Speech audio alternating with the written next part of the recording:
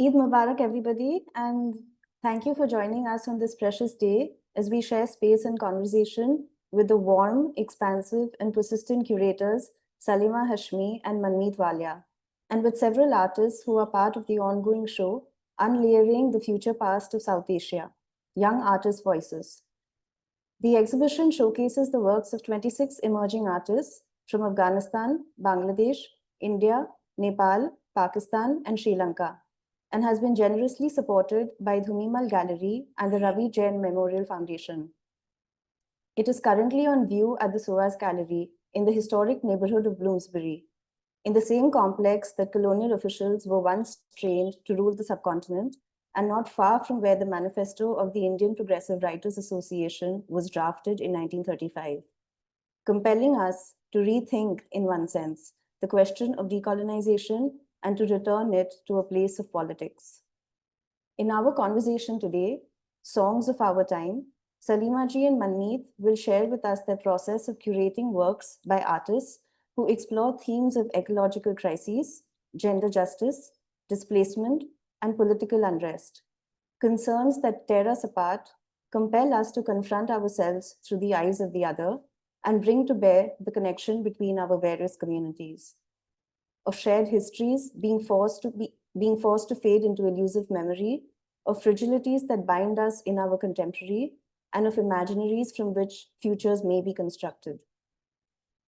If Manto's Toba Singh stood in a no man's land, his madness turning the mirror onto the insanity of an arbitrary line that rendered home no longer home, these procedures of violence continue, escalated, sophisticated, protracted, but always present, a spectre that attempts to turn living space into a haunting abstraction. Hence, Operation Sindoor can claim to save Kashmir. So-called illegal Bangladeshis can be deported or drowned in the ocean. Baloch and Adivasis alike can be encountered or made to disappear. Rape that wages wars on women's bodies in the name of the nation state can be used against resistance fighters in Sri Lanka, in Bastar. And yet, Dalits and Marxists alike derive strength from Tamil Elam martyrs.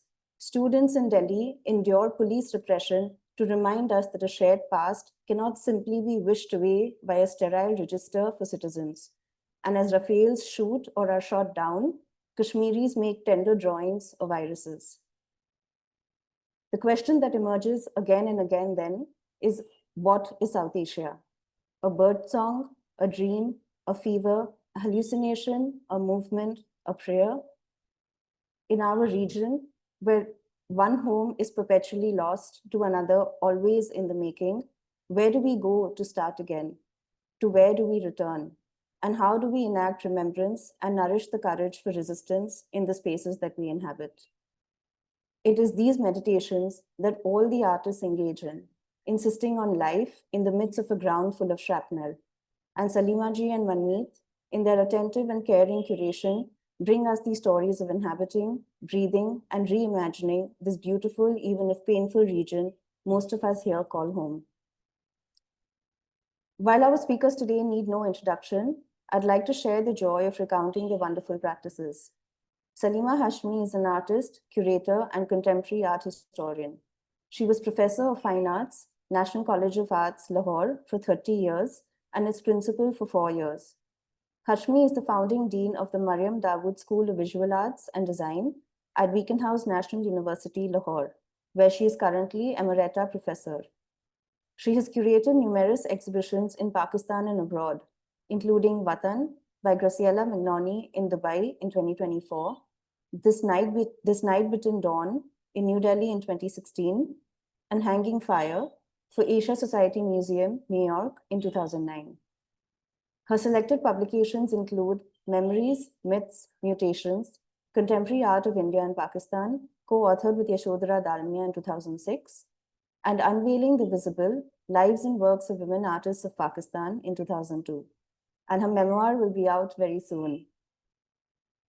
Among her many accolades are the Sugra Rababi Lifetime Achievement Award, an honorary doctorate by Batspa University, and the President's Medal for Pride of Performance for Art Education, awarded by the Government of Pakistan. She is a council member of the Human Rights Commission of Pakistan and chairperson of Fairs Foundation Trust. Manmeet Walia is a curator and writer with an ongoing practice focusing on young South Asian voices. She holds a master's degree in curatorial practice from the Chelsea College of Art, University of the Arts, London. Walia's curatorial projects include the Library Project, supported by the University of the Arts, London in 2023, Woven Expression in Chelsea Space, London, also in 2023, and Lines by Lines in New Delhi in 2022. Walia's repertoire of public programs include working with the Royal Academy of Arts, London, Chelsea Space, London, Fairs Festival, Lahore, and Sapan, Boston, amongst others. Before we begin, I'd like to share a few housekeeping notes for our audience members. We encourage an interactive session, so please do share questions and comments in the Q&A box, which should be located on the bottom panel of your screen. We will open up the conversation to the audience after the talk, as well as our discussion with the artists. We will also post some relevant links and references in the chat box, so please do keep an eye out for those. We're delighted to have you with us, Salima ji and Manmeet, and without further ado, over to you.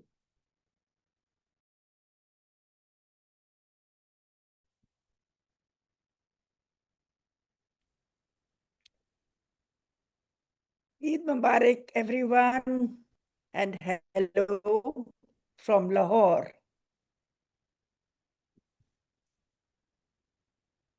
It's so good to be here and to feel that technology can help us a great deal in reaching out to one another. Terribly stable, I know that. There is a sign on my laptop which says your internet is unstable.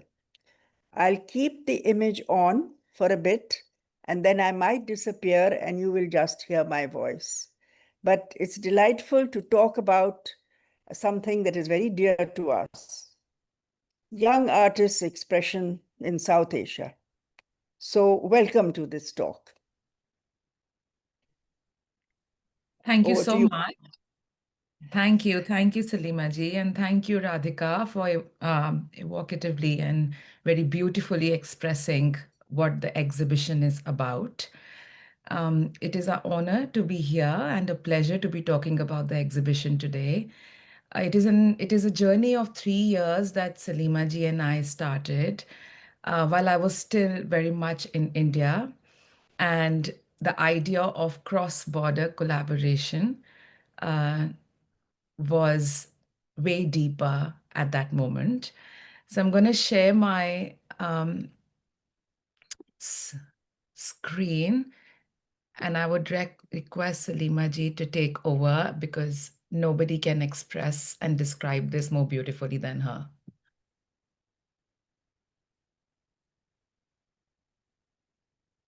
Well, I'll try, and once the internet misbehaves, then you have to take over. Yes, I will. I will. Okay, let's see. So this is what it is. It's there right now in London, in the university space of SOAS Gallery, and it is Unlayering the Future Past of South Asia, Young Artist Voices. So what is this unlayering? As Manmeet has said, it's taken us 3 years of trying to figure out what is it exactly that we hope to discover about South Asia. But we had support. And I think the first image should be really, if we can, Manmeet, look at the people who supported us. So this was the Ravi Jain Foundation in Delhi and the Dhoomimal Gallery, which is one of the oldest galleries in India. They generously came forward to sustain this idea with their funding, and we're very grateful to them because it has been a long, arduous journey with a lot of traveling, a lot of research. And I think that, we'd like to introduce you to the research, which was extensive. Manmeet, I think, had done a bit of, looking at where we should be going, like where we were going to house this exhibition. We know South Asia is problematic. We can barely be in conversation with one another constantly. There are fractures in our region. So then we go away from the region. We go to London, and it's, in a sense, it's the place where many of our stories, historical layerings begin. That is the colonizer. So it's ironic that we go to the home of the colonizer to refigure our stories. So there is John, who's the director of the SOAS Gallery. The first problem was really acquainting him with our idea. And we got a very strong and very positive response. And we also had a date, which was important. When would we be able to put this show on? It was quite far in the future, but we realized that we had a lot of work to do. So we were willing to wait that long.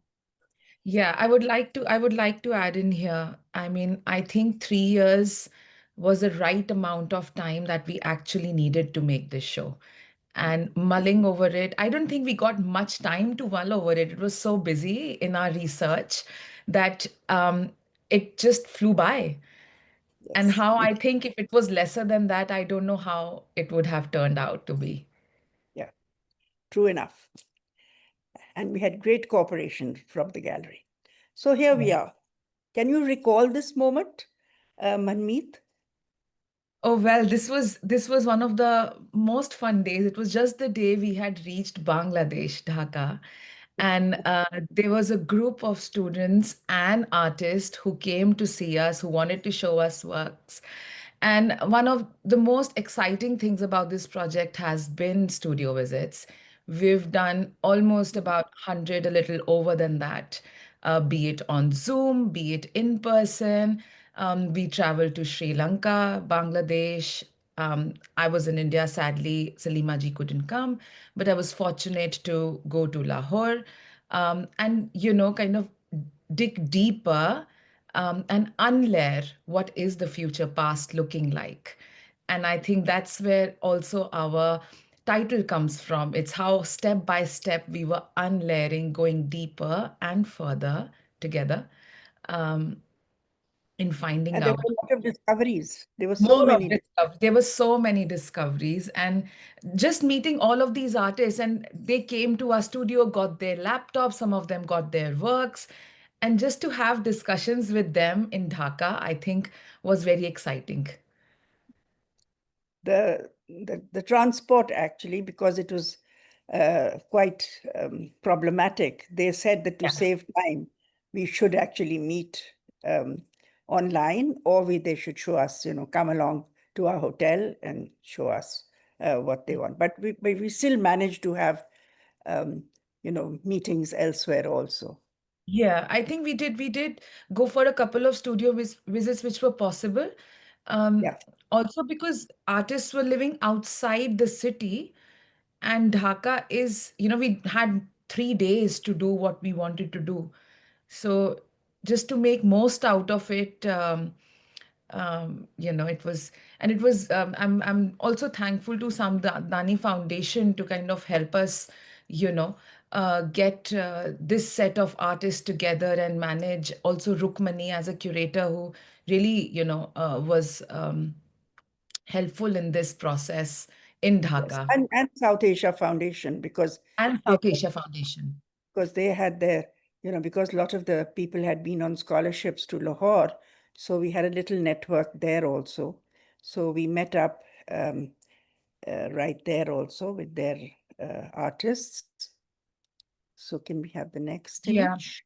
I would just like to say these are two of they're all the artists, but one talking on the left-hand side is Ashfika Rehman, whose work is a part of the show, and on the right-hand side is Dinar Sultana, who is also a part of the show.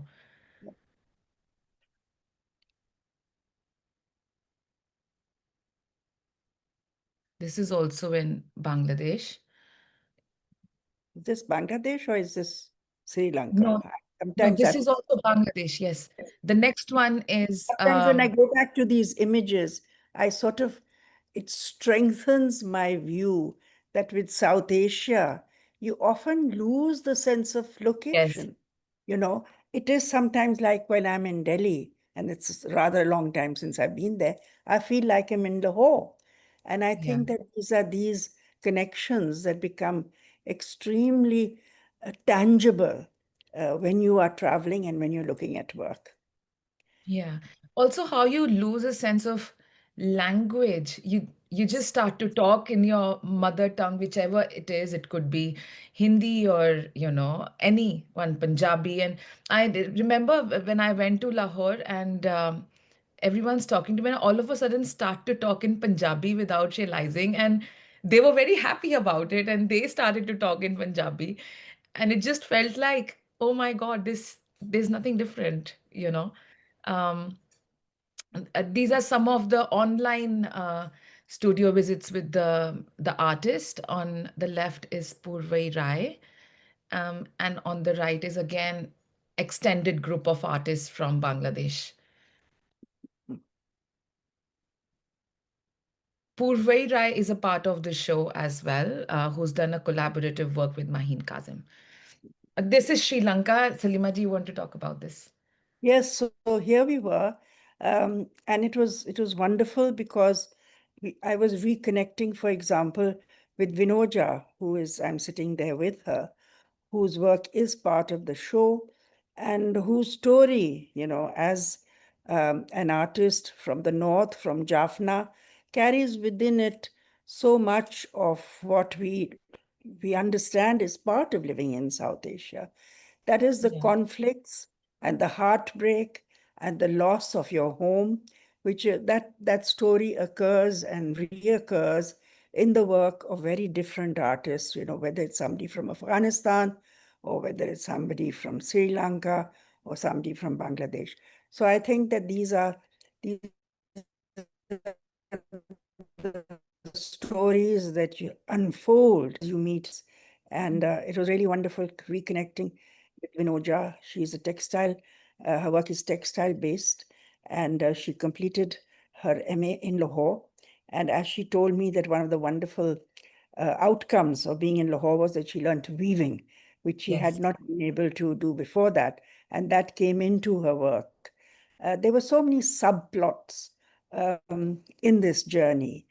As we went along, the themes made themselves obvious to us. We had not started with too many preconditions, but they came about and became clarified as we talked to artists, as we saw their work. We realized that they were definite areas of concern, and they became part of the themes of our exhibition. And also, I think I would like to add one more thing, how generational trauma has played up in South Asia and in Mm. these artists' voices. If they haven't kind of figured out or experienced something themselves so strongly, but they're carrying that generational trauma, be it the forced migration or anything else that's been going on.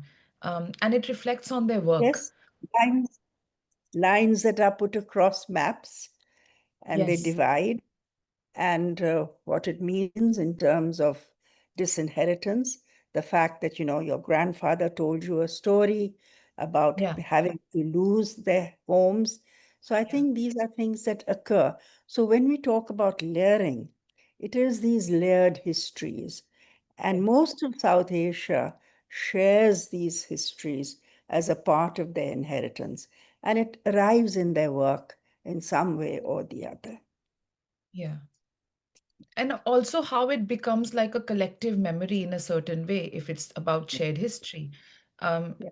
Even if they're talking about their personal experiences or their personnel, it is also the collective memory in a certain way it's carrying, and how it's narrating the story of the whole community um, is also incredible, which I feel is very much pertain to the global majority. That's what we Yeah. are talking about. Yeah. This moment seems so right for this exhibition.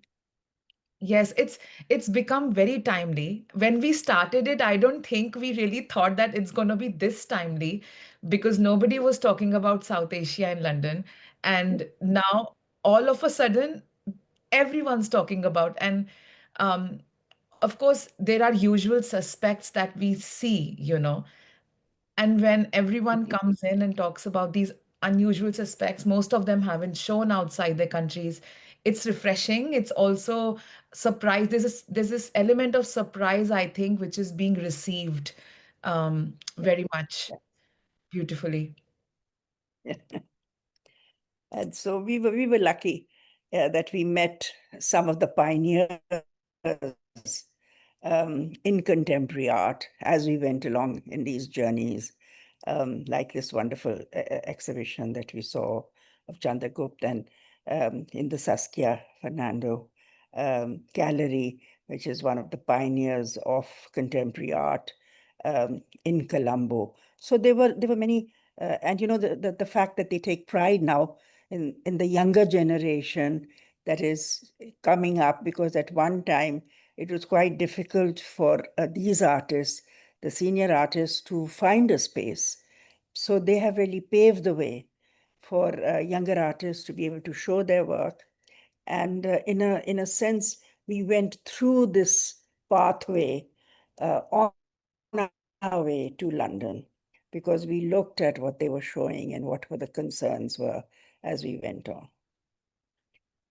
Another thing I really remember from this show was that this was a highly political show. Chandragupta's work is very much about his time and the struggles of Sri Lanka and how politics has played up. Um, and I think he very beautifully gave us a walkthrough, which was so wonderful to have with him.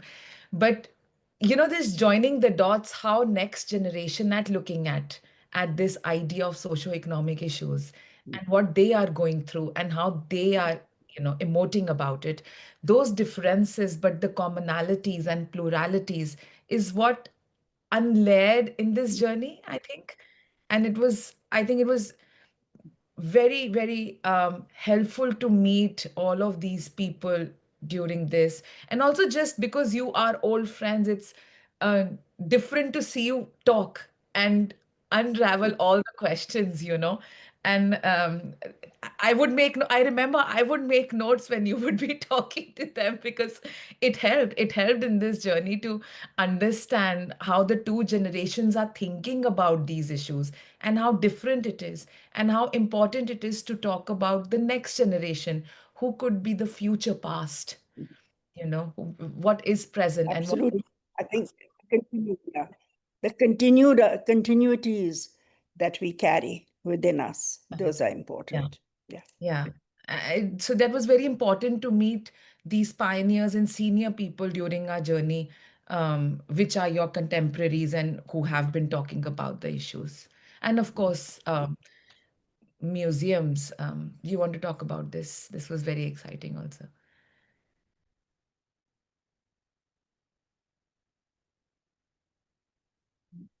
I think But her that now happening in Sri Lanka.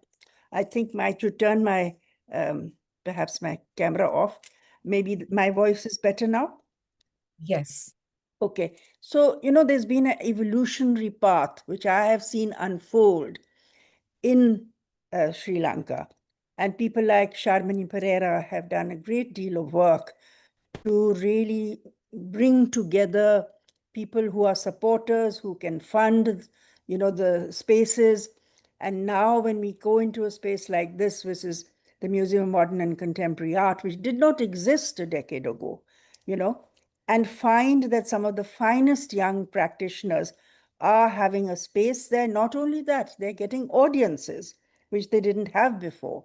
So it sometimes takes a lot of blood, sweat, and tears on the part of people who have struggled to bring spaces, to bring opportunities for young artists in South Asia, opportunities that did not exist. I mean, India, the bigger countries, India, and to an extent, Pakistan, have had an earlier phase in which it was a possibility. It's only just started happening in Sri Lanka. They have Columboscope, in which they bring artists from other places and in South Asia. So, and I think there's going to be much more exciting opportunities now in parts of South Asia, and Sri Lanka is really, really a wonderful place to look at right now.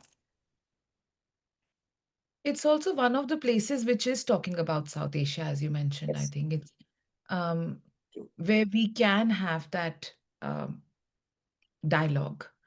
Yeah. Also meeting wonderful art critics during this journey who have Mhm. had experience of talking about South Asia.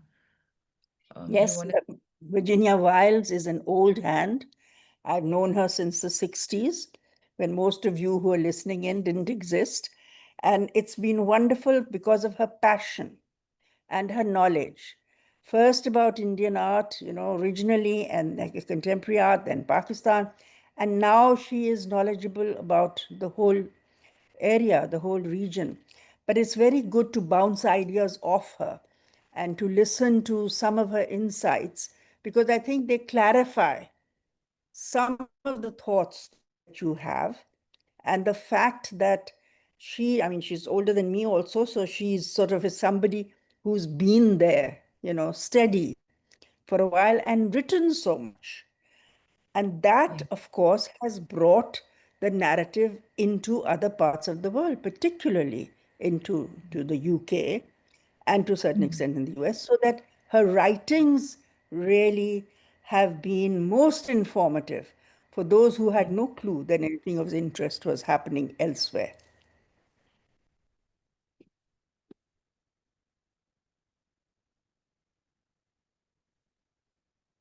We also had this opportunity of meeting people this is a group of wonderful human rights activists, lawyers, um, and scholars, of course, who have had intense knowledge and interest in talking about South Asia, who have been involved in talking about not just about their countries, but about the commonalities of South Asia. And not even if not from the arts, it helped us a lot to talk to them about the present situation, or even talking about how is it that they are looking at South Asia as a region with the overlaps in it. Of course, they emphasize borders, but also the commonalities, and how does it string the whole region? And when you step back, step out of the region and look at it, how do we really see this as one, and And talk don't, about don't miss out that they're all women, which all brings women? to Yes, a very of course. important theme in the show. And that Yes. is the fact that women's issues have been foremost in the mind of many artists and also of us as curators. I mean, never mind the fact that we're both women. But, these are some of the things that have been of deep concern to us and also to the artists, whether they were from Afghanistan or Bangladesh or India and Pakistan, that you feel that these are the stories that very often have been left out, or they are outside the mainstream themes. Sometimes we have felt that it is very late in the last couple of decades that women have found their voices, their artistic voices, and have been allowed a space. So that is not just in the region, but in the world at large. And so it's been wonderful to be able to give that theme a place and some importance in this exhibition. Yes, and also the sensitivity and sensibility that women carry, no matter which profession, is just carry within them. Be it an artistic expression, the sensitive approach in that, or the other things that they do. I think it kind of reflects in the exhibition, that emotionality and a sensitivity within it. So hence, of course, women artists emerge as a very strong voice in this exhibition. This is when we were meeting this. This is a great get together Yes. in which we had, generations coming together in the studio. It was quite a distance from Colombo. I think we traveled quite a bit to Yes. get there. Huh? Yes, So about an hour and a half. that's right. And we were so lucky that, people were generous. They were Very good. generous with their time, with their spaces, and that you had the young and the old together and cooking together and chatting. And it was, and you gain an insight, Yeah. conversations in which people talk about everything. And suddenly, the light bulb goes on in your head and you say, okay, so this is something that I did not really think about. And then you put it Yeah. into the idea of your interpretations, if you like, of Yeah. what you're going to talk about through the work. Also, the sense of collective I felt was beautiful, you know. Yes, yes. This, by the way, Together. Jagat Veera Sanghe's home. Yes. Yes. Should I go ahead? I think Yes. we have time to look at. This is a studio visit that we did with Pradeep Thalavatta, who's a part of the show, and Hema Shironi. They both are a part of the show, and I'm gonna go ahead.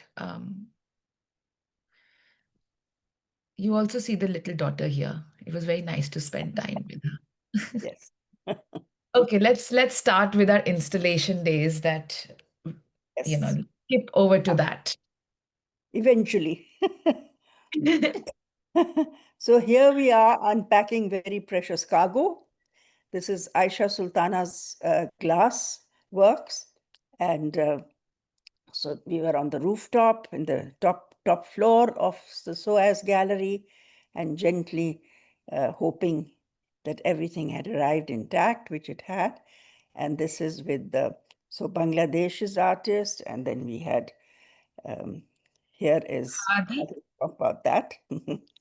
This is quite a delicate operation here. Yes, it is a matchstick, a carpet made out of matchsticks. And Hadi is from Afghanistan. He now lives in Europe. But as intact as it came, it's called Fragile Balance, and it is very fragile work. But you'll see images ahead that there's a lot of matchsticks around this work. So little curatorial input in this is to spread the matchsticks. And this we are installing Sher Ali's carpet, but you will see ahead that it was a bigger installation that he had specially made for this exhibition. It's called Screen Weaves, and it is commissioned by Dhoomimal Gallery. I must give it to the technicians of SOAS Gallery. It was such a charm. We took about 10 days to install the show. The show is spread over 3 floors, and there are about 60 artworks in it. So it took a lot of time. We redid a bit of a gallery. There was rooms made. There were little separations made because there are a lot of video works. So it took about 10 days for us to kind of install the whole show. Salima ji, to you. Well, she said very nonchalantly, 10 days. Didn't say that I was absent from all of those 10 days. So she was laboring away at SOAS and occasionally showing me these images on her phone, asking my opinion, and I'm feeling very inadequate giving my opinion. But I trusted her judgment so much that when she posed a question, I threw it back at her and said, "What do you think?"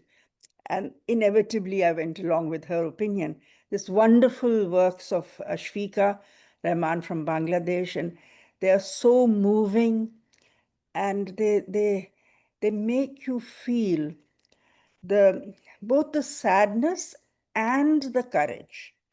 On the one side, there is uh, the suffering, and on the other side, there is the triumph. So this is something that you feel when you encounter these works. There's Pradeep, and he talks so much about what is happening to most of our landscapes, the disappearance of so much, the arrival of so much, the dislocation of so many, the sense of being denied a voice in what happens in our countries, all of that really is there in the landscape, embodied in the landscape. And then there's a video also with an interview, which then puts it into the words of just an ordinary person. Yeah. I would like to mention an anecdote here. So there's this, I was visiting the gallery and there's this old lady who was sitting in front of this work. Um, and she was just not moving. So I went up to her. I was like, "Are you okay? And how do you find the work?" And she almost seemed to be in tears. And I started talking to her. She was not from the arts. She was a science teacher at one point, and now, God bless her, 78-year-old. And I said, "What do you feel when you see this work?" And she said, "I know this place, and I used to live a few miles away from here." And she was just sitting there, and she had moved to London 40 years ago. And she says, "I go there once in a while, maybe once in a year, but it feels very different." And it just made me feel this is exactly why we wanted to do this in um, London, to bridge this, to bridge that vacuum that geography has created in a certain way. And it was very fulfilling to have that conversation exchange with her. I just thought I'll share it with you. It was very emotional. And I have had quite a few conversations like that with people. They've really felt deeply moved while seeing the exhibition.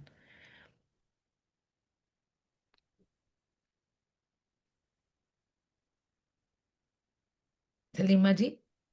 Well, Hema has been studied in Lahore and has been a student of mine, and we've talked. And the fact that she uses fabric and soft materials very often, not always, but very often, to talk about issues that are actually quite profound and very contemporary.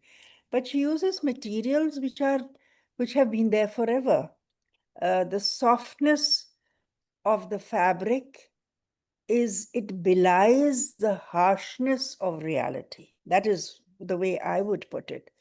The fact that we are talking about contemporary issues and we do it in a language which has been there for thousands of years, and has attained a very intimate relationship with the maker. So you have these stories about donations, about your being grateful. So we find so much contemporary content in this work. If you look at this work by Munis, who is from India, he's from Kashmir, from Srinagar, and he too has been a student in Lahore. And these are very painful works to look at, because they are symbolic of so many things. And he's very careful. There's a video with it also, which is talking about another place, another world, which we aspire to, which perhaps will be kinder and it will be more humane than the world that we are living in. These creatures which belong in the future, or do they belong in the past? This is something that one questions as one looks at these photographs. Monas's work to me is very, very profound. And then you have the irony, if we can look at the next one, and the humor that comes with this Hadi's video, in which all these guys are jostling to do what? To be noticed, to be part of the picture in the frame. Hadi himself had to evacuate from Afghanistan when the Taliban came in. He now lives in France, as has been mentioned. This is a very early work of his. but you find that wonderful humor that is there, and the joyousness of youth, and they're all wanting their moment to be famous, for if not for 15 minutes, for 5 seconds. Yeah. I also want to add, he's the artist who's made the matchstick carpet that we saw in the initial slides.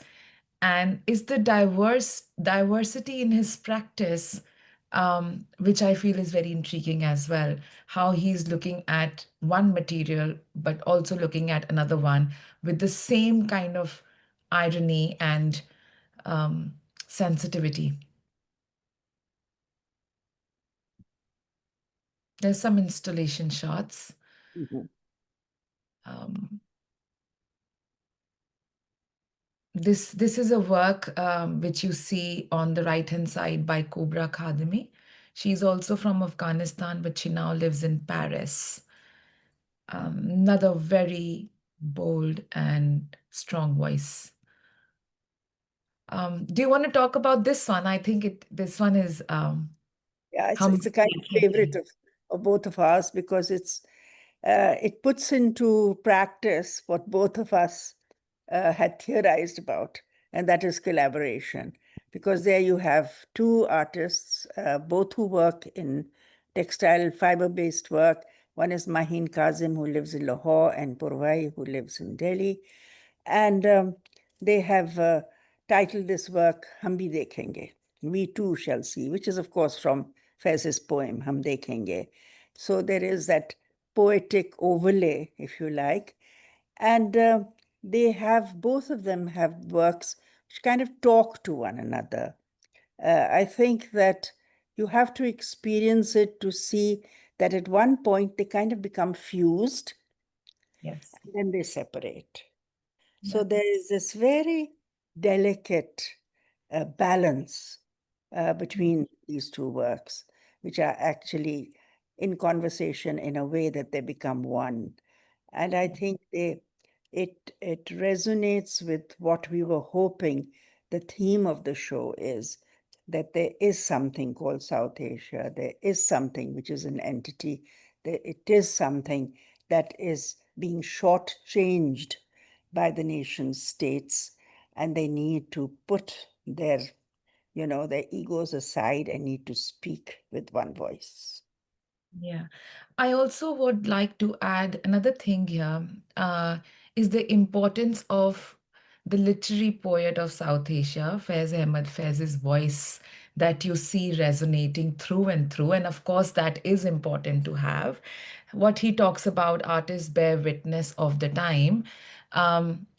This exhibition can be said that it it has strong connections to those words that he has said. Just not that, a lot of artists in this show are somewhere influenced by his words. For example, Hum Bhi Dekhenge is one of the examples, but we also have prints, etching prints by Aban Raza, named as Subh Azadi, which is again inspired by Faisab's poetry. Yeah, just wanted to add this important bit. I think we should not miss that. Talk about that, Richard, because I think it's such a curious work. This took us a long time to decide on it, but we both were quite entranced by it.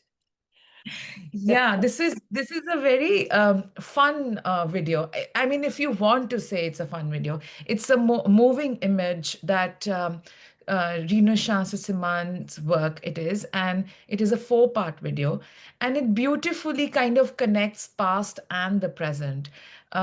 He also very subtly talks about the issues, the war issues that happened in Sri Lanka in the past, but he's by showing the candy dancers, the candy dancer character like image to a very confused contemporary image. He's trying to show what's going on in the world and the confusion it's causing, but it's also causing the red skies, which is reflecting in the waters. So, you within this geography, you see how much there is movement, there are connections, and of course seeps into the idea of tradition, how it's playing up today, and the past that is playing up today.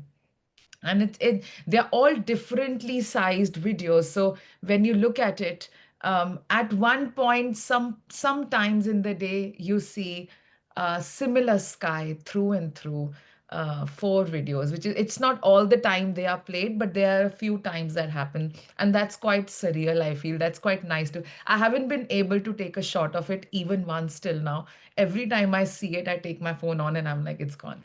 But yeah, I think this is a very interesting conversation to have, because when we're talking about future past, and he talks about both the things in his work. So it's a nice connection to that as well. This is the topmost floor of the exhibition. It is the smallest one, but I think it is the heaviest one. It bears a lot of burden. Um, as there are just four artists on this floor that show, but I think when we reach here, we feel that burden. And I think that top floor holds it. And just before you enter this work, you see Prarthana Singh's book, um, uh, which welcomes you to this floor. So I think, yeah, that's very kind of a moving time. Reaching here is a very moving time, I feel, of a tour. Yeah, you see, the harrowing images of Hanifa, in which she is trying to stop her features, facial features, looking like that she is from the Hazara tribe, which become a very problematic ethnic identity in both in Afghanistan and in Iran, and occasionally in Pakistan. How does she change the shape of her eyes? Or you look at Sajid's work, and she's talking about the bombing and the terrorism which has devastated his part of Pakistan, which is the areas which are up north, which are part of an ongoing conflict between the different um, interested parties in this area. For the last 15 or 20 years, Afghanistan has been a place of conflict, and it has seeped into Pakistan. So, what rains down from the sky is something that worries the artist in these beautifully rendered drawings. But they carry an ominous message. And then there are these other works, which the photographic works, and this is the book, of course, in that we have looked at and have participated really in what the book is about, and that is the women's struggle in Shaheen Bagh, and the fact that women protest. So the women carry the burden of having to protest. This is a wonderful work by Aisha Sultana that we were unpacking earlier, which are these glass pools.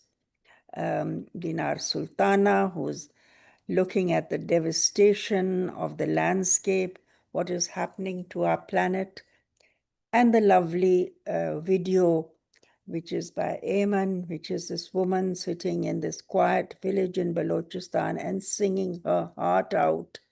Aisha Abid Hussain, who's looking at the contract, the marriage contract, and what it implies, and the many layers. And here we are looking at the wonderful river which goes into the ocean. I think that there are so many journeys that we have made through the works of that we have not just selected, I think we have lived these works. And it has certainly enriched me, and I know Manmeet as curators. Probably we will never forget the experience of being with these young artists. Their young voices will sustain us as we look towards the future, and Aban Raza, again, looking at the women's struggle, the ordinary persons. struggle to exist, to protest, to talk about denial of right to livelihood. So we have so much that we can talk about and which artists have talked about. I think perhaps that is what audiences have walked away with. They become immersed in lives of South Asia, past, present, and hopefully the way forward into the future. On that note, thank you, Salima ji. I'll call in Radhika for this. Thank you, Salima ji and Manmeet, for such a beautiful and evocative talk, and really for sharing your journey with the exhibition. I think it gives us a sense not just of the research and really, I mean, a really long kind of intensive research process, but the love, and this keeps coming out, I think, in every conversation, really the love and care with which you all have brought us these stories. And maybe this will come up in the discussion, but also the spirit of collaboration is also creating a new kind of history rather than only going back to older histories, which is fascinating. But I just wanted to say that, so before we move, we're very lucky to have some of the artists with us present, and we'd love to hear from them. But just wanted to share with audience members that the floor is now open for discussion. So please do write in with your questions or comments in the Q&A box. We have kept today's talk as we've given enough time for about 90 minutes. So we have another 35 minutes left, enough time. And while we give our audience a few moments to kind of gather their thoughts, I'd maybe like to invite some of the artists to share their thoughts. Maybe perhaps we can start with, and as both of you also mentioned that gender was such an important kind of theme that emerged, but also in the way that you all were thinking about the work. It would be really nice. I think Aisha, Abid Hussain, Hanifa Alizada, and Ayman Amin really deal with this question, and they're here with us today. I think each of you really questions an inherited sort of social system by either drawing attention to norms that one is expected to follow, or then by highlighting the strength of the feminine. And it would be really wonderful if each of you could maybe share a little bit about your works. Aisha, would you like to start? Hi, can you hear me? Yes. Okay, perfect.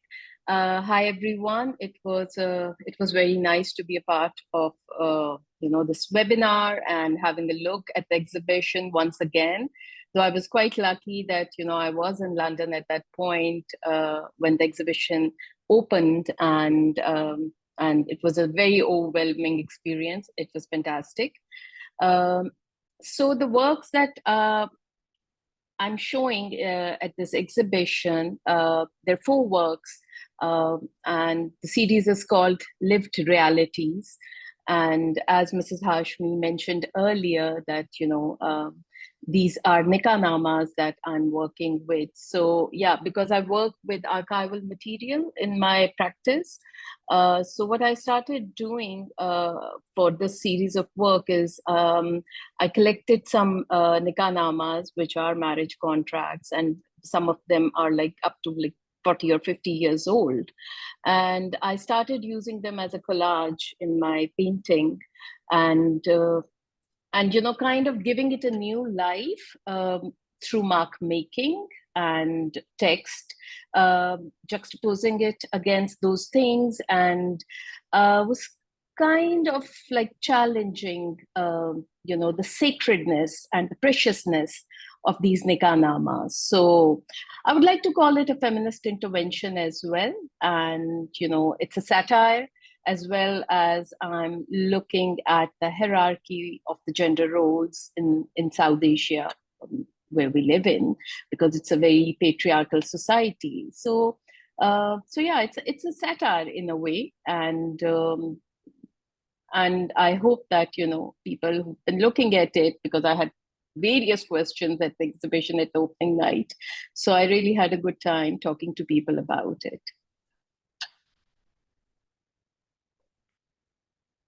Thank you, Aisha. I think, yeah, I've only seen, of course, I've only seen images of all the works, but it was really fascinating to look at. I mean, also the question in some form, the legality of what we take for granted so often and which really determines, right, the lived realities of, I think, most of us here. Maybe Eman, and then Eman's work is speaking in different form to, again, the feminine. Maybe Eman, if you would like to. Thank you, Radhika. Hello, everyone, and Eid Mubarak. My work, it started as my thesis project. I was working with Baloch women. I'm from Balochistan. So these are especially those women who live in the outskirts and are mostly the caretakers and breadwinners of their families. And these are wives and daughters and sisters of those who are missing or have passed away because of the ongoing situation that's going on in Balochistan. So Fazila was one of them that I spent my time with while I was researching and working. She sang this song, which is a Ziko. It's mostly sung by Baloch elderly women at weddings and also in remembrance of people who have passed away. So she's singing this song for her son who has passed away.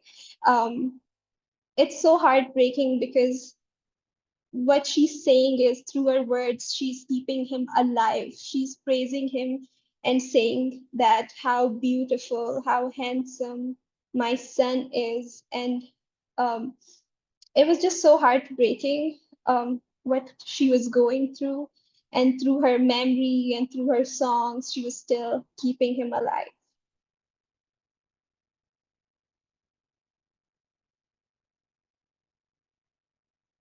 Thank you, Eman. I mean, that's also with resonance really across the world in so many parts. I mean, recently what happened in Kashmir, but again, this is a reality that across South Asia we're constantly facing, and of course with the Palestinian genocide.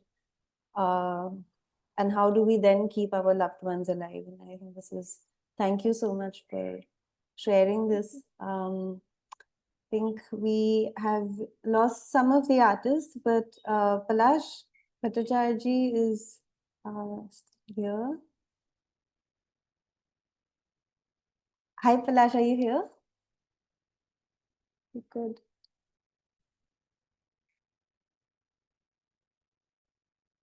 Oh, wait, Hanifa, are you here as well? Hello. Sorry. Hi. Yeah, hi. I'm here. Hi. Sorry. I think maybe can we move to Hanifa first? Sorry, Palash. Okay. Please. Maybe. Hello, everyone. First of all, thank you, Radhika, Ma'am Hashmi and Manmeet for this beautiful initiative and this powerful exhibition. Very shortly, I'd like to talk about the events of 2001 in Afghanistan, the India-Pakistan conflicts, and more broadly, the lack of balance in today's world. They all starkly illustrate the fragmentation of collectivity and collective memories, leaving individuals, every individual, to grapple with personal nostalgia, trauma, and post-traumatic experiences.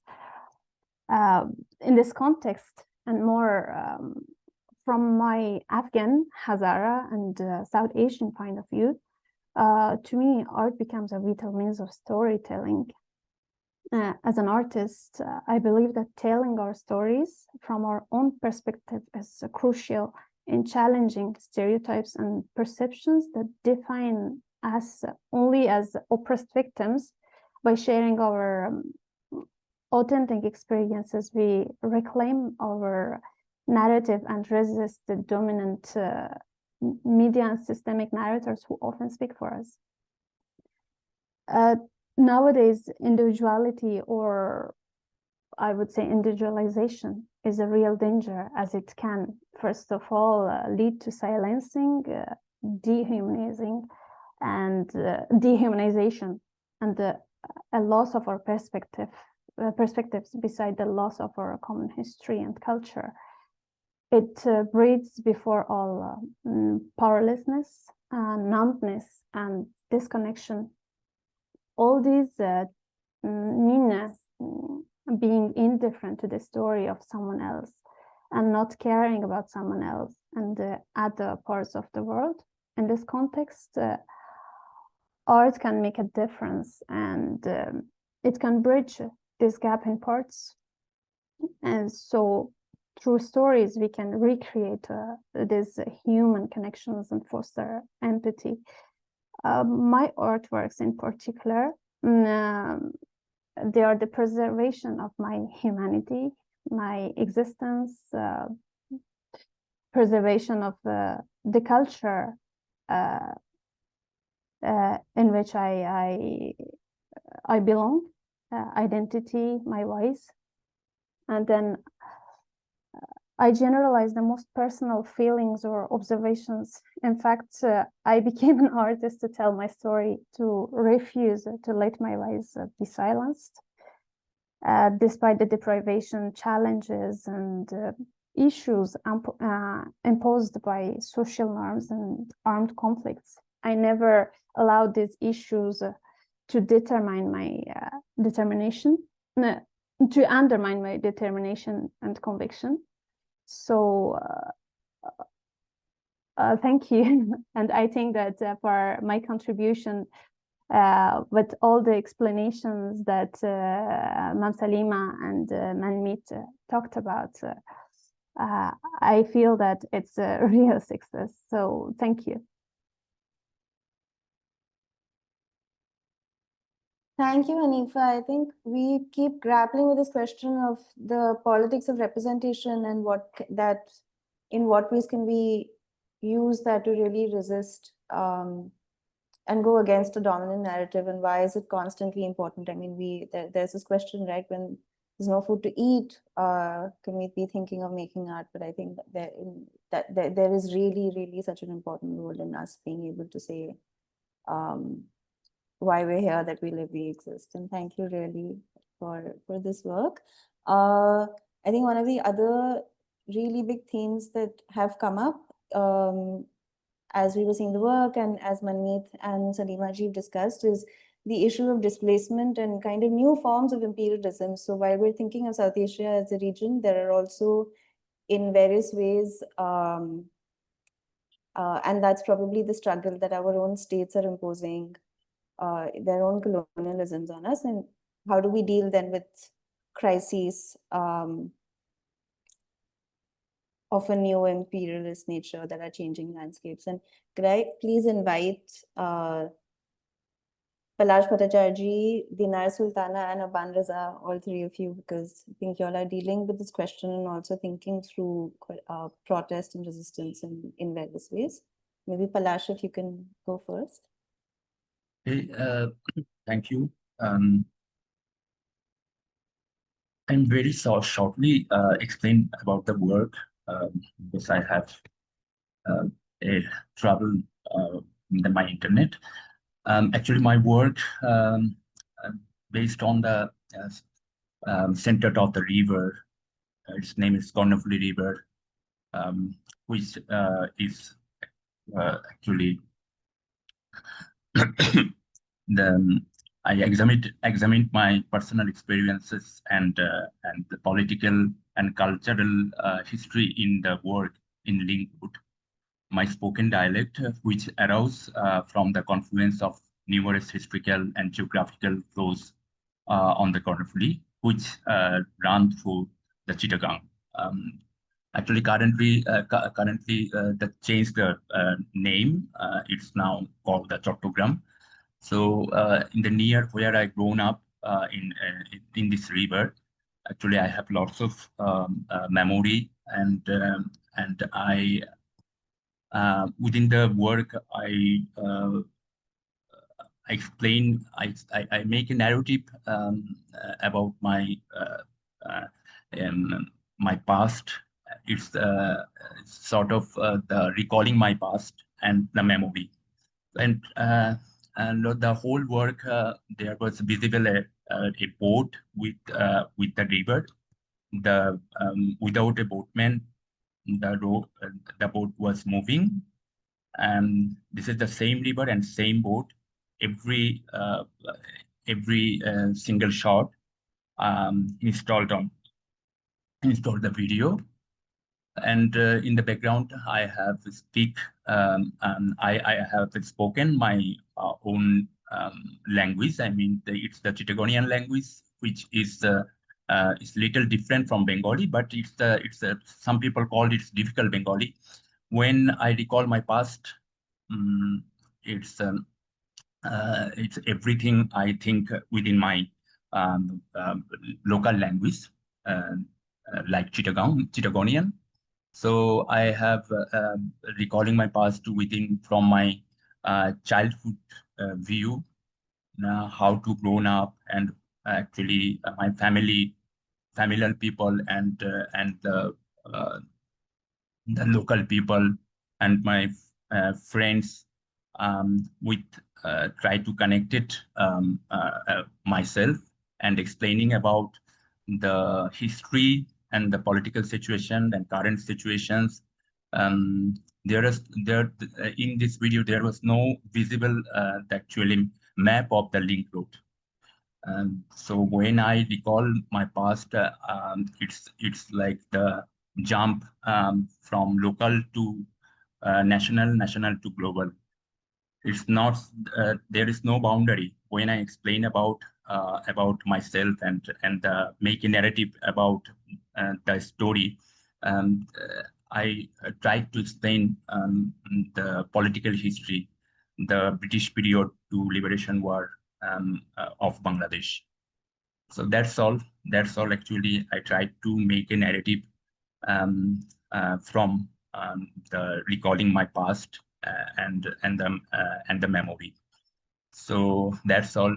The video is totally based on the river and the history of the location of the region. I mean the Chittagonian, Chittagong. So that's all.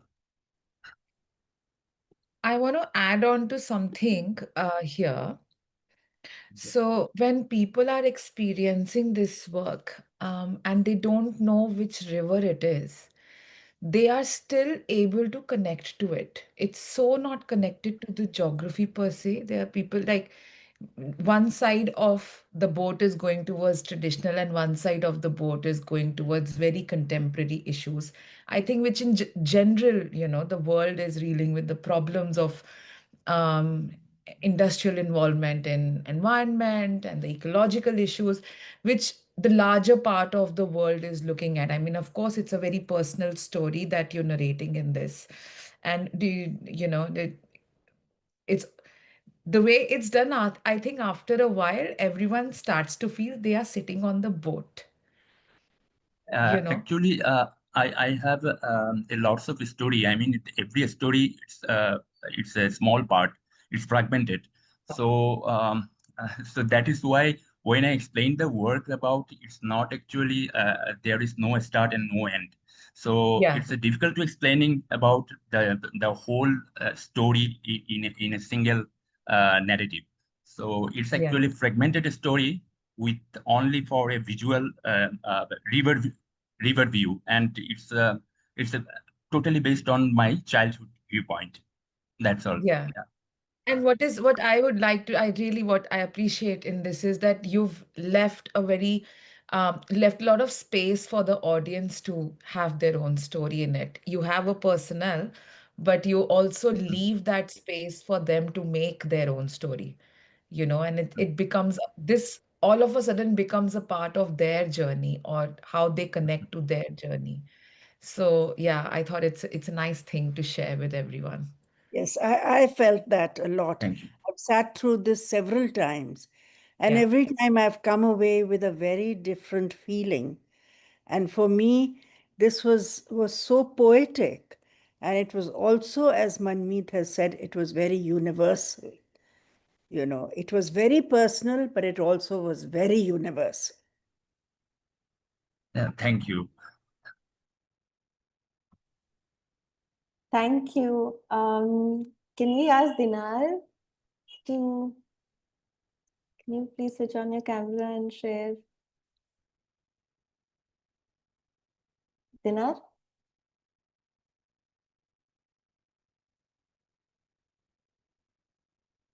Dinar, are you here? Okay, maybe Aban, are you here?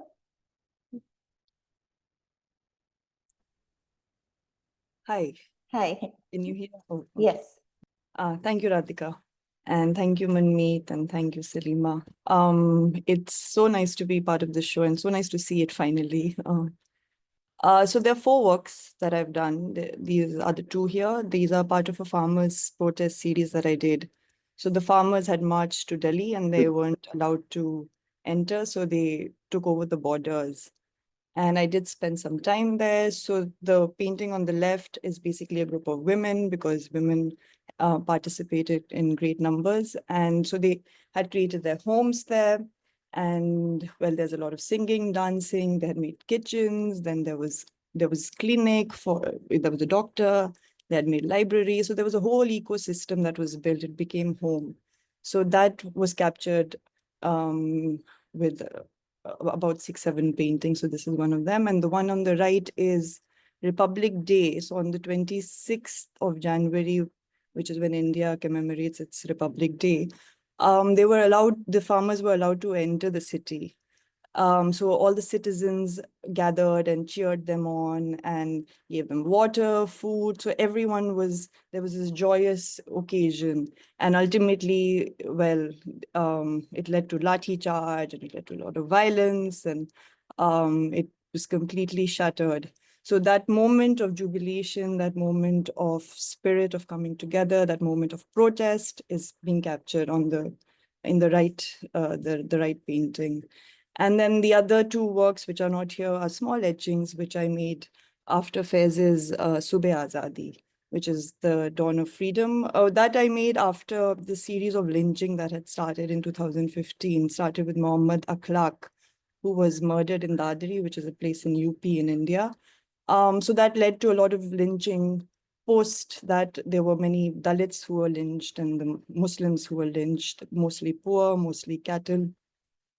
Reading and shifting and shuffling.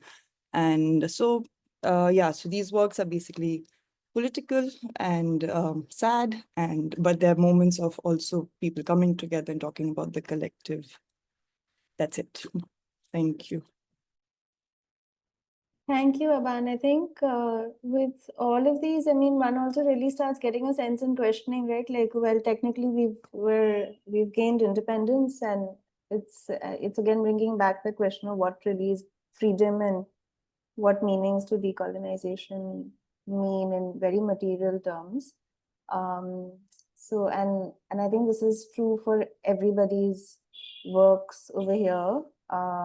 And we have a few minutes and several questions. So I'm going to quickly run to some of the audience questions. We have one from Ali Adil Khan. Thank you, Salima and Manmeet, for your brilliant curatorship and immense effort to put this landmark show together. I have 2 questions. What thematic part of art or artist presented, in your opinion, stands out as a bold and distinct differentiator for Western viewers who are not fully aware of or accepted the depth and breadth of contemporary art emanating from South Asia?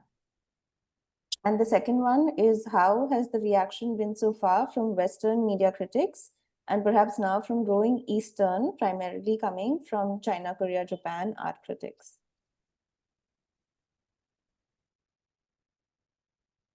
Salima ji, you're muted. I'm just saying that Dinar has just come on. Do you think we could? Yes, of course. Yes. Yeah. Hi, sorry, there was some technical issue. Hello, everyone. Eid Mubarak. It's so nice to meeting you all from different places. Yeah, can you hear me? Yes. Yeah. So, I'm from Bangladesh and I have studied from India, and it's been 7 years. It's like not easy to visit the space. So after coming from India, I spent there for like 8 years. And now I'm in Bangladesh, and the situation and everything is so very tentative. And now the visa issues, Bangladeshis, they cannot go to other places in India because of the recent things that has happened. So and how relevant the show is now, I can understand. And we are very fragile. All souls were very fragile, and the thin line of the wire was very fragile. So in my work, here you can see there is a world map, cartography of world map that is designed by Buckminster Fuller, and there is like a lot of texture that is used as like land, or like the kantha, the women, the craft that women works in Bangladesh. They make kantha, so this type of textures is there. So visual language is very more like powerful. We can understand in visual language, in painting we can see so many texture and marks. Those marks are very alive. So I decide to create this map with lot of textures, and the textures says so many things, and by textures we can understand so many informations. So in this work, this work is very fragile, and this tension is there, the mark of land and the thin line of borders. So yeah, this mark making of map, yeah, the fragileness, the all things that I try to depict on this painting. And in this painting I used, there is three paintings, and I use newspapers, the written language of newspaper. I demolished those papers, and I made paper mache, and then I created the surface of the paper. And the political the agenda and so many things, the written things are sometimes very fake. So so the visual language is more powerful, so I demolished the written language and established the visual language, which I believe. And here the Buckminster Fuller have already said so many things about to establish a utopian world.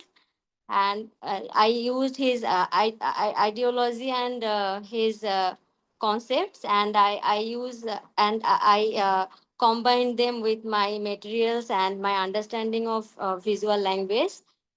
Yeah, I think I explained. Thank you so much. No, thank you, Dinar. I think if anything, this is really another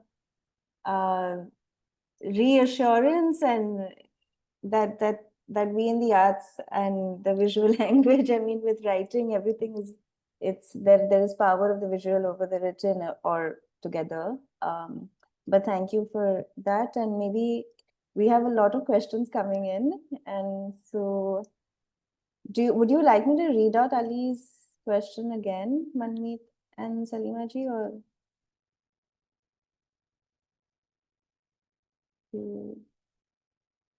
so they've asked what thematic part of artists stood out as a bold differentiator for Western viewers who may not be fully aware of contemporary art from South Asia.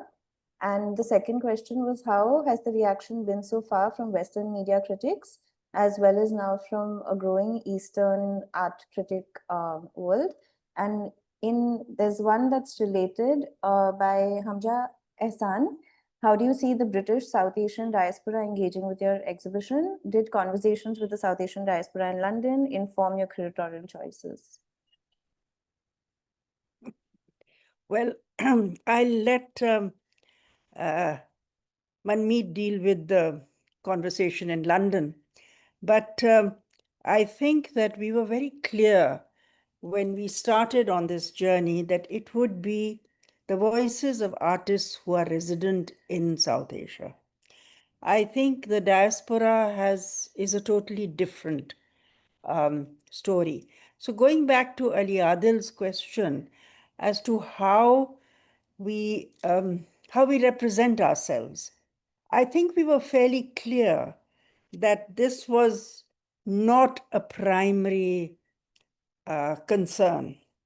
We were less concerned about our audiences, and we were more concerned about truth to ourselves.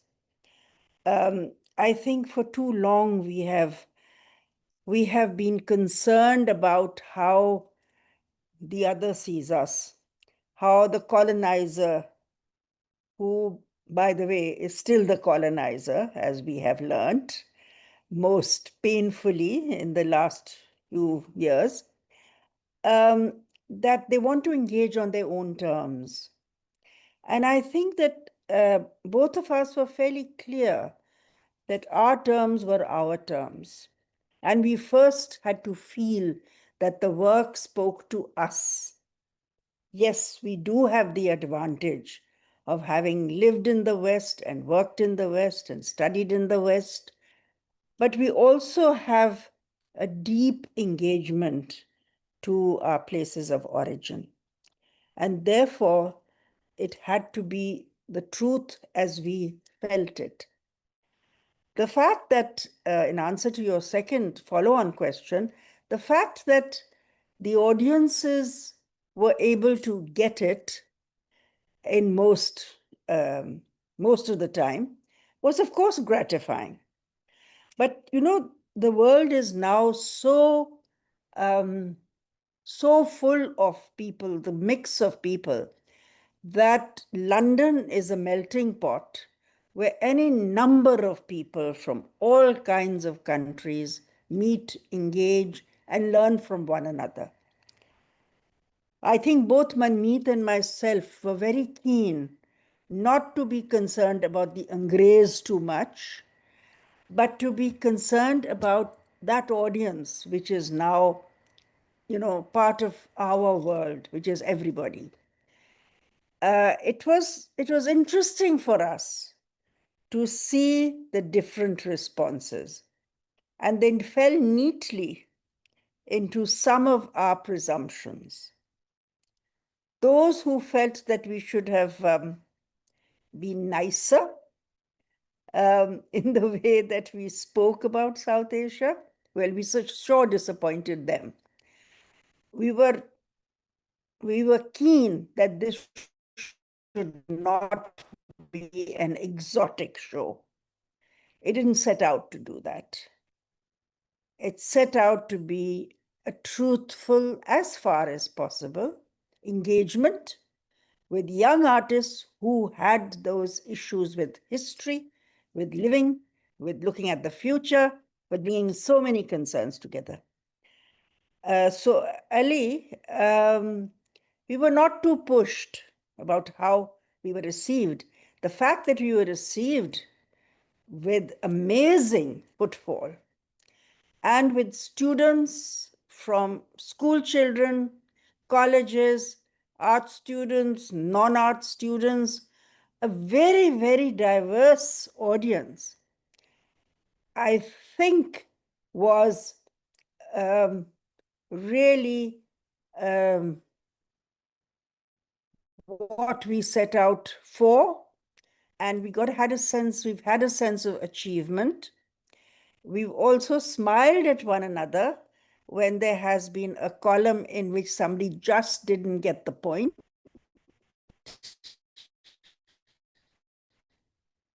Because we felt, okay, this is what we expected also. But then we've had those people whose views we value deeply, who have said, this is amazing.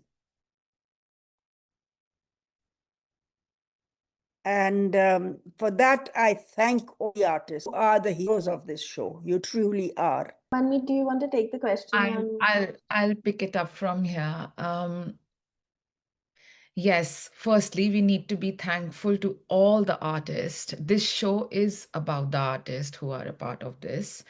And this conversation has been very enriching, like, of course, the journey, but also putting this show here in London reinstates the fact that how we are in denial when we are not in the region, how detached we are, and also how we don't want to talk about privilege.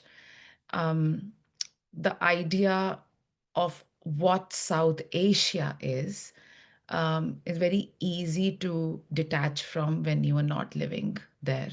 And that's why, I mean, I know I live here and I value it a lot that I'm able to see the difference.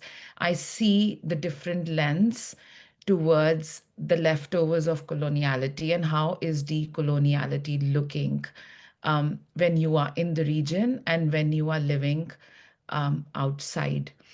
So to answer your question, and I think Salima ji beautifully answered everything else, but just about taking up the point of what has the reaction been in London, it has been on all extreme levels. Yes, there have been people from South Asia who have never visited South Asia, second or the third generation immigrants, who did not get the point. Yes, we are living in nostalgia here. Yes, we are talking about our memory when we get out of the region and what we remember of it or what we have heard of it.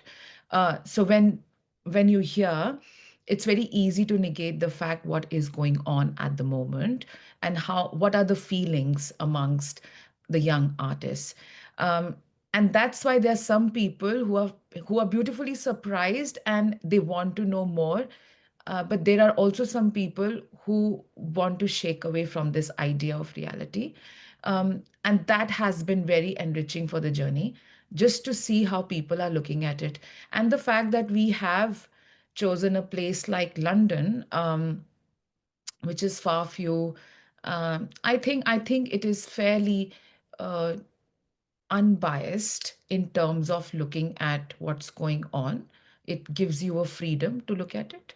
But it's sometimes one needs to intervene and bridge that gap that we have in the region and outside the region. And I think that's what we are trying to do. And it's been interesting to know. And even when you're asking about art critics from East, it's interesting you asked, because just yesterday there was a group of people who came from East Asia, and they said we've been wanting to come and see this exhibition because we believe that you are talking about that region that we also connect with in a certain way, and how they narrated their stories. And even art critics, they've kind of looked at it. If they connect is also one of the big questions. If they are open to this surprise and if they are open to understanding these realities, is when they are accepting it. But if they are kind of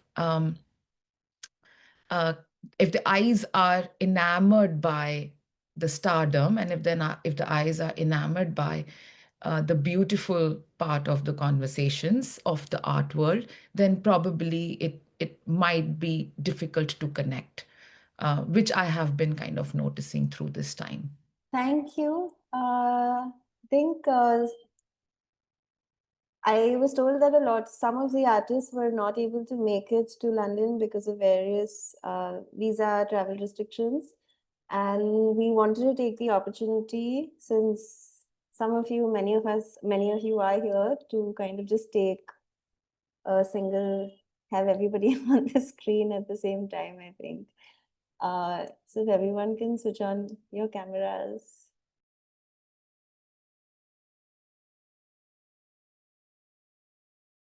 We're all here, and we really wanted to say thank you so much, Salima ji and Manmeet, and to all the artists both those who are here with us today and those who have not been able to make it again for various reasons.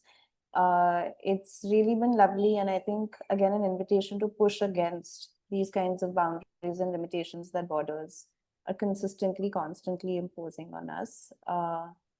And thank you. It's I think a wonderful kind of way to just go and have a nice big Eid dinner. I also wanted to say thank you to our audiences for being with us today. The conversation will be uploaded within a week on the app and also on the website. So please do keep a lookout for that, and also for our upcoming coverage over the next few weeks. We will be doing interviews with all of the artists over a series of months. So look out for that. And our next talk will be on the 28th of June with Ariella Azule. And it'd be lovely if you could all join. Okay, thank you.